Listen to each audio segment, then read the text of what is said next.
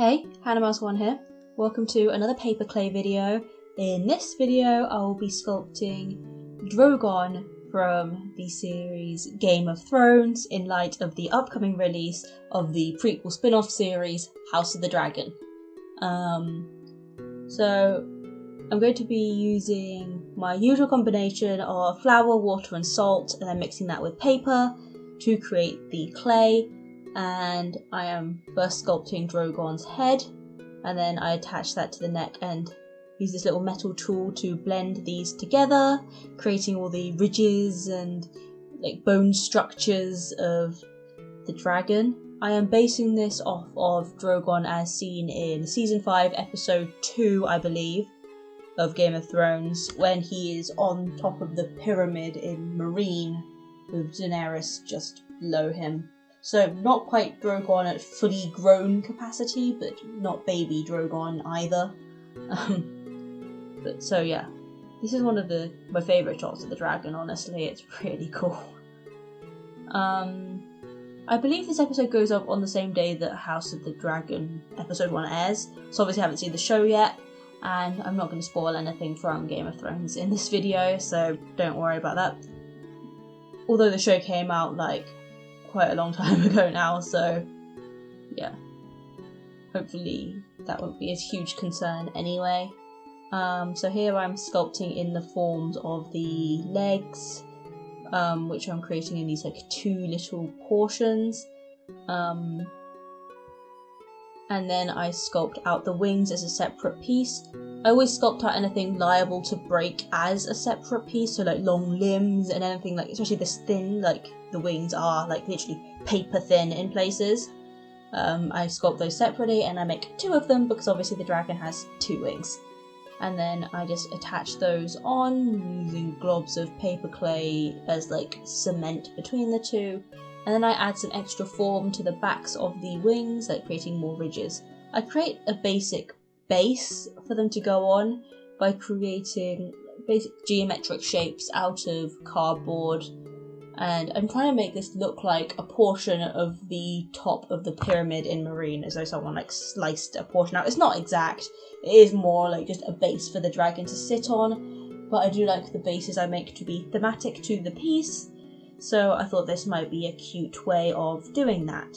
So yeah, I'm just gluing all these pieces together until I have a suitable base, and I just create the little forward piece, partially because this helps the piece balance, and also because I want there to be a tiny little Daenerys on there, and I wanted it to be stood on there. I create some extra strength for the base because it was liable to bend, and then I create some little feet for the dragon, with little claws, as though it is actually sat on the piece.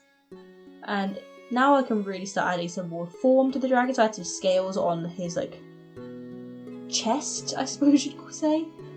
And then I add more ridges down the tail, blending these in, and creating lots of little horns and stuff like that. I add spikes all the way down his back. The smallest ones are in the centre, going all the way up to the top of the head, and then there are bigger ones on either side of this, creating like a little like wall of spikes on each side, and I think that looks really cool. So now I'm going to make out a tiny, tiny, tiny little Daenerys. If you compare this to like the size of my thumbnail, it's just literally smaller than my thumbnail. So yeah, it is very small, and it's just going to sit in the front of the pyramid base with her arms over the edge.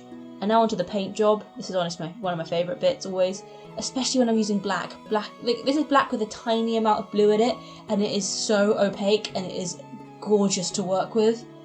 So yeah, I'm just going over everything in a nice black base coat, all the black areas, which is most of the dragon. It is mostly a black colour palette. So the back, tail, legs, all of that is in black, all down the wings as so, and then all the accents are done in this like dark red colour. My red paint is so transparent, it's like annoying, but honestly, like if you're making paper clay sculpts, literally the worst paints imaginable do work. Like I got these paints for like £1 at Wilko's, so I wouldn't worry about having the best paints, which is great. I give everything a dark blue dry brush, and then I go in and do the bright orange eyes, and then I do the horns in this like muted brown colour.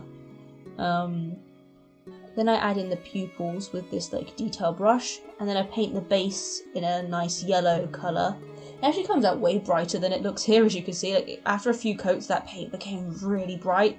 It was just super transparent when it went down. And then I give everything a final coat in matte Mod Podge over everything. This helps protect the paint and also brings out the colours in a nice way. It just makes everything look so finished in a way that I absolutely love. And honestly, with that, that's all I got to show you today. I hope you enjoyed this video. Like and subscribe if you did. It lets me know that this is something you want to see more of. And apart from that, thanks for watching. Hope you enjoyed the video, and I'll see you next week. Bye!